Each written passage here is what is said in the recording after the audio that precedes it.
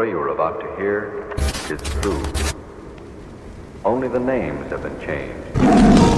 2018 से लेकर के अभी तक लगभग 8 या 10 लोगों का मतलब शेर ने मार दिया है। यहाँ गन्ना में शेर आ जाता है, फिर डर डर के गन्ना काटते हैं, किसान लोग बहुत परेशान हैं। पहले तो इतना हमला नहीं होता था, अब तो आए दिन हमला होता है। आज हमारे पास सिर्फ हांसे रहता है, बस हांसे से क्या कर लोगे। मेरी माताजी को जो है जंगल से शेर निकला और मार करके जंगल में लेकर चला गया। तो अचानक टेंडवा आया और उस बच्चे को पकड़ करके ले गया।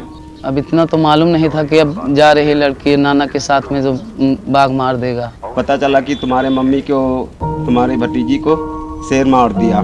फुटूरी कुआं में भी कई लड़कों को मार दिया। तो कभी शेर का कभी हमले नहीं था यहाँ पे। अरे जानवर यहाँ से चले जाएं तो अच्छा है।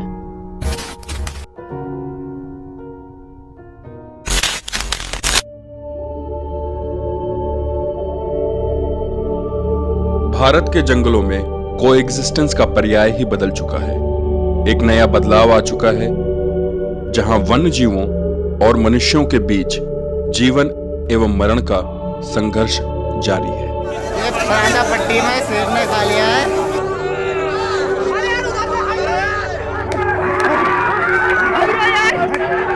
बहुत बड़ा है यार। यहाँ पे वर्ष 2003 में कराई आर्क लैंडस्केप प्रोजेक्ट की शुरुआत की गई और जो समस्या थी यहाँ पे, एक तो नेपाल बॉर्डर से सटा होने के नाते यहाँ पे पोचिंग काफ़ी होती थी और स्थानीय जनता के साथ मानव वन्यजीव संघर्ष की शुरुआत भी हो रही थी।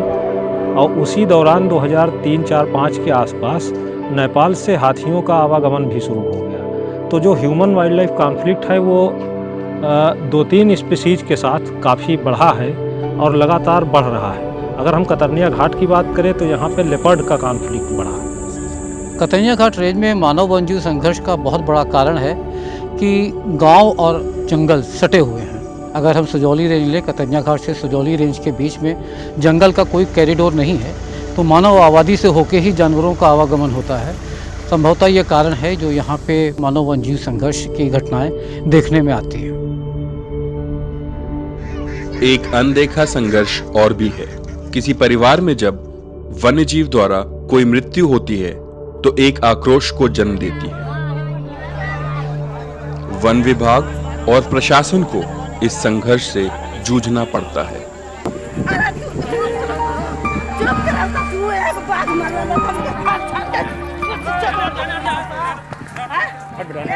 नाना के साथ में बकरी चराने गई थी बच्ची खेत में। हमारी मम्मी गए थे भैंस चराने और साथ में भतीजी भी था। 25 मई 2018 को मेरी मम्मी जो है जो पिपरामिंट हम लोग लगाते हैं उसकी रखवाली कर रही थी। वो मेरे भाई थे बड़े, वो बकरी चराने गए थे खेत में, वहीं से आके शेर उनको पकड़ लिया।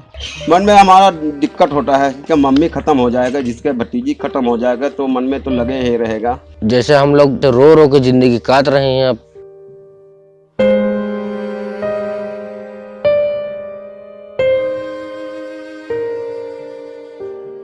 खतरा तो अब तो बहुत बढ़ गया है, क्योंकि हमारी माँ का जब देहांत हुआ था एक फर्स्ट मतलब था यहाँ पे। यहाँ गन्ना में शेर आ जाता है, फिर डर डर के गन्ना काटते हैं। अब वो जानवर तो है ही है, अब जंगल में रहेंगे तो उनके तो भी पेट ओट है, खाए पिएंगे तो जरूरी से। अरे गवर्नमेंट सुरक्षा करा दे तो और अच्छी बात है। जितने किसान हैं वो किसान भी यही सोचते हैं कि सुरक्षा हो जाए, हमारा गल्ला बच जाए। प्रशासन यही कह रहे हैं कि भाई सेंचुरी एरिया आप लोग सतर्क रहिए, एक मतलब समूह के रूप में जाइए ताकि शेर मतलब आप लोगों के ऊपर अटैक ना करें। उत्तर प्रदेश सरकार ने ऐसी घटनाओं के दौरान बेहतर समन्वय और राहत सुनिश्चित करने के लिए राज्य आपदा प्रतिक्रिया कोष में सूचीबद्ध आपदाओं के तहत मानव पशु संघर्ष को लाने के लिए सैद्धांतिक रूप से मंजूरी दे दी है। राज्य सरकार द्वारा ये एक ऐतिहासिक फैसला है। सरकार और वन विभाग जिस प्रकार से उनको जितना सहयोग कर सकती है वो सहयोग करती है और इसमें बहुत बड़ा रोल वर्तमान सरकार का है। वर्तमान सरकार ने जब से आपदा घोषित किया तब से बजट का इंतज़ार नहीं करना पड़ता, आपको राहत तुरंत पहुंचती है उन तक। साथ में WWF का सहयोग रहता है, जो 10,000 की उनको तुरंत तत्काल सहायता है वो WWF से दिलाई जाती है। और इस व्यवस्था के साथ में हम जो भी जीवन की पूर्ति तो नहीं कर सकते हैं, लेकिन उनको वित्तीय आर्थिक सहायता जरूर उपलब्ध कराते हैं। समाधान सरल है, एक दीर्घकालिक दृष्टि के साथ समावेशी विकास जो पर्यावरण की परवाह करता है। यह पारदर्शिता, जवाबदेही और वास्तविक सहायता के संदर्भ में बेहतर सार्वजनिक सेवाओं के बारे में है। मैं इस तराई में काफ़ी मैंने काम किया है ह्यूमन वाइल्ड लाइफ कॉन्फ्लिक्ट पे। तराई में चूंकि गन्ने की खेती बहुत ज़्यादा है, जो सबसे बड़ी बात है यहाँ कॉन्फ्लिक्ट का, तो गन्ने की खेती टाइगर लेपर्ड को अपने जंगल जैसा प्राकृतिक वास देता है और कंटिन्यूअस वो जंगल के साथ लगे हुए खेत हैं उसमें चले जाते हैं, क्योंकि ह्यूमन वाइल्ड लाइफ कॉन्फ्लिक्ट का जो आयाम है वो बहुत विस्तृत है और सारी चीज़ों पे हमको नज़र रखनी पड़ेगी कि हमारे जंगल का अंदर हैबिटेट कैसा है, उसमें कोई गिरावट तो नहीं आ रही कि जानवर निकल रहे हैं। तो हमको क्रॉप प्रैक्टिस में भी बदलाव लाना होगा। हमको जानवरों की मॉनिटरिंग के लिए गांव वालों की टीम बनानी पड़ेगी और इसमें स्कूल के बच्चों का और जो भी लोकल अथॉरिटी है, जनप्रतिनिधि हैं, नई पीढ़ी को जनरेट करें और कम्युनिटी को जो है जागरूक करें।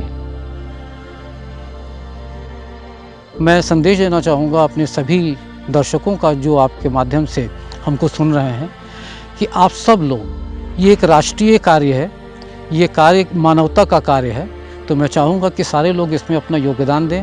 हिंसक वन्यजीव हो और चाहे वन्यजीव हो, सबका संरक्षण हमारा दायित्व है।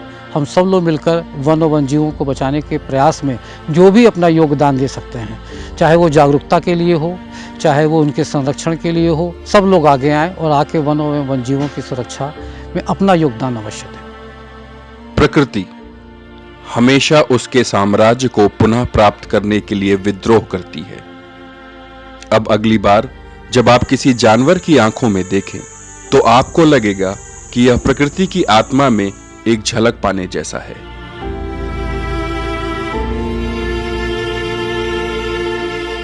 For more exploratory and fun videos, make sure to like, subscribe and click the bell icon for Raw India.